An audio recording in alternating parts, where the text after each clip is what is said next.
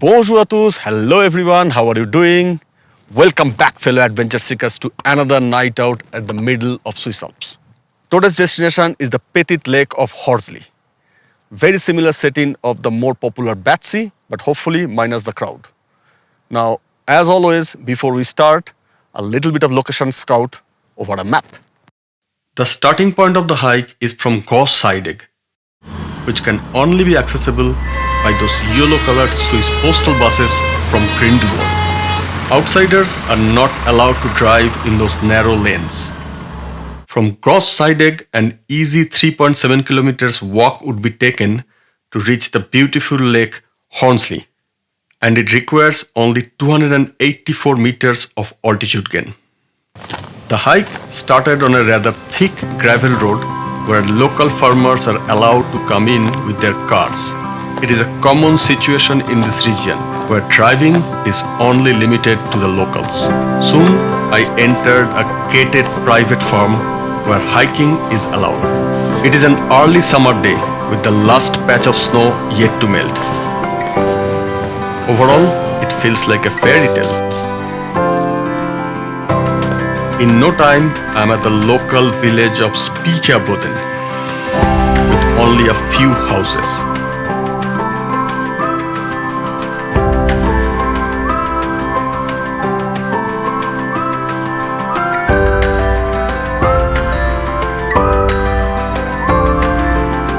This place has been in my list of to be visited place for some time now.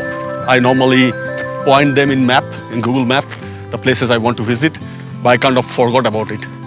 Now, as the weather in the weekend was bad, I was thinking that what I will do, maybe I will not go anywhere, will spend another weekend sitting home lazy. But that time, Arpan Das, a good friend and colleague, he gave me the idea to come here and also help me with some tips because he had been here before. So he has some good idea on how to come there. So thanks Arpan, for you I am here enjoying this beautiful nature. Otherwise I would have probably sit home and spend another weekend lazy. Now one thing I must say, Arpan is an amazing photographer. He has some stunning images from Canada and the Swiss and French Alps and also Italian Dolomites. I especially like his images where he has those beautiful flowers in the foreground. I've given his details of Instagram, Facebook and everything in the description below. Have a look, they are stunning. Anyway, let's continue now. Finally, I'm at the Spichaba stream.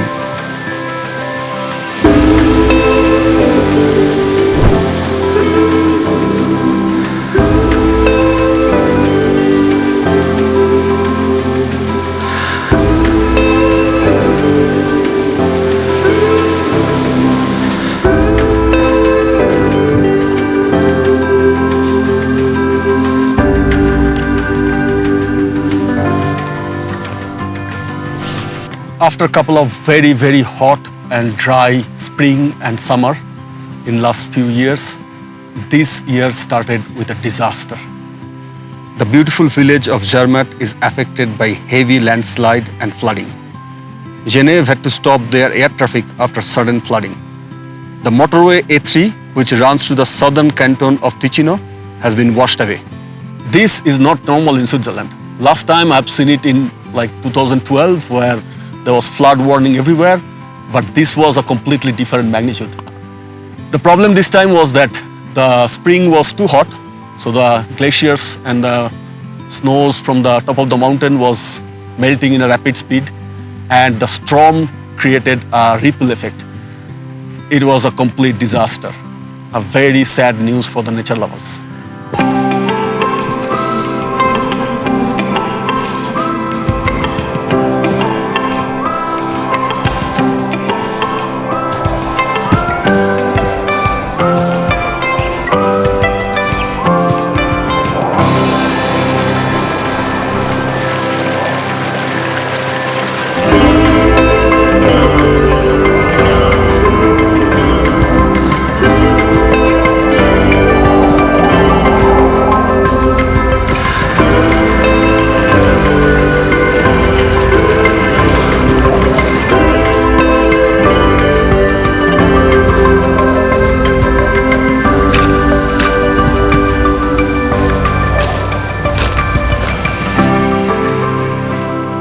Woohoo! Made it to the lake, and there are still some ice here on the lake. So I spent too much time doing photography all around. It was really beautiful, but it's getting darker and it might rain. So before anything else, let's pitch up the tent and create the shelter. Shall we?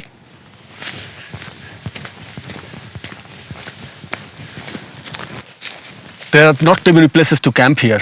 This place looks all right. Not completely flat, but it would do.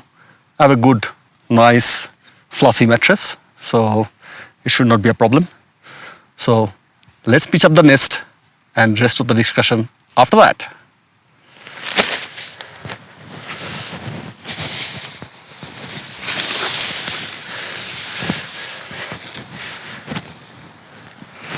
That's it. Tent is all set. And now I will get in, set the things inside, change the clothes, get some jacket, and see you after that.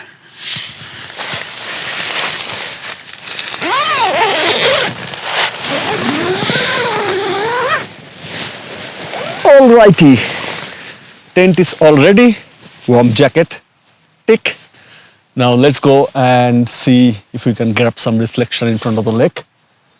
The sky is really bad, even though the forecast said it should be all right. The cloud will go out and it will be clear sky. But looks like the forecast didn't really do justice. But it also says that tomorrow morning it will be clearer, even though the direct sunlight doesn't hit the peak. But for now, let's go and try to find out maybe some misty mountains. So, shall we?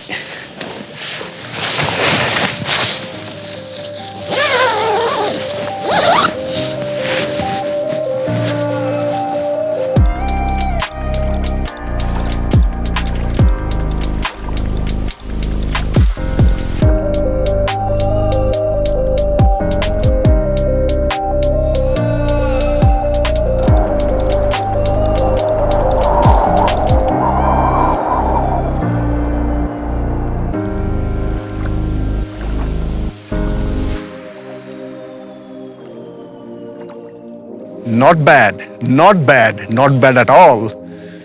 The way the sky was, like completely covered and clouded, that nice light was quite impressive actually. Even though it is not really the best, you know, these mountains, they kind of get into fire with the golden light. Anyway, the forecast seems to be accurate. It's a little bit out, it seems, because it said the cloud will go out around the sunset, but it went out just a little bit after sunset. If the sky opens up, I will do some night stars maybe with the tent. Not here, because here the swamp is quite deep. I'm not going to come here at night. But hopefully tomorrow morning I will have some stunning visuals. So good night for now, and see you tomorrow early morning.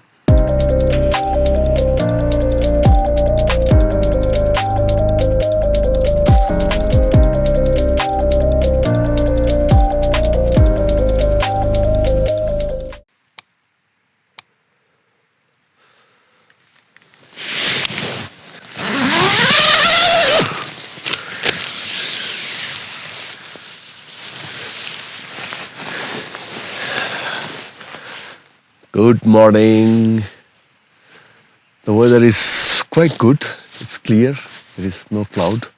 So I'm hoping that we'll get some good light on top of the mountain. So let's go and check out what we can do for the sunrise.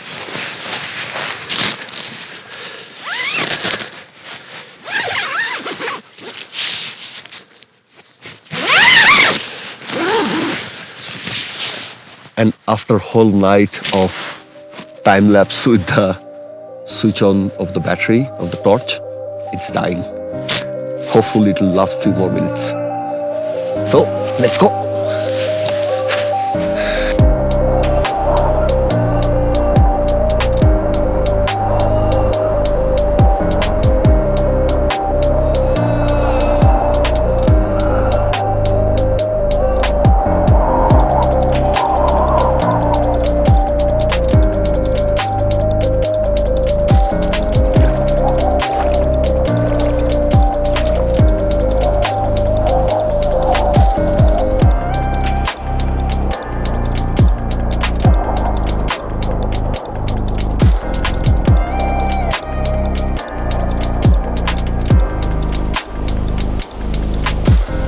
So that's it. A beautiful night out inside amazing nature has come to an end. As we were taught and told during our mountaineering courses in our childhood, I'm leaving nothing but footsteps and taking nothing but memories. That is very important if you are exploring the natural world. I have enjoyed it thoroughly. I hope that you have also enjoyed it the same way I did. If you did so, please give a thumbs up. That really means a lot. And if you have not done it already, please subscribe and press that bell icon to get notification of our upcoming adventures. So, ciao for now and see you soon. Till then, keep exploring.